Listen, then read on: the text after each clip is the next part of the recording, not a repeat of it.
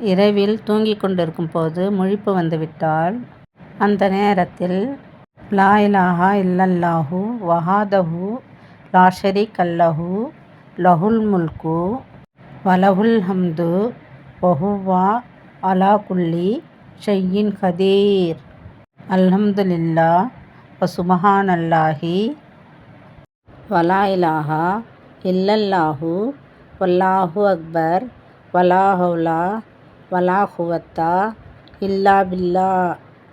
இந்த கலிமாவை ஓதிவிட்டு அல்லாஹ்விடத்தில் துவா கேட்கலாம்.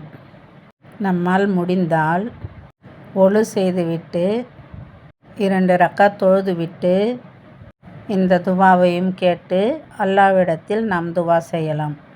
தஹஜ்ஜுத் நேரத்தில் இப்படி துவா செய்தால் நம் துவாவை அல்லாஹ் ஏற்றுக்கொள்வான்.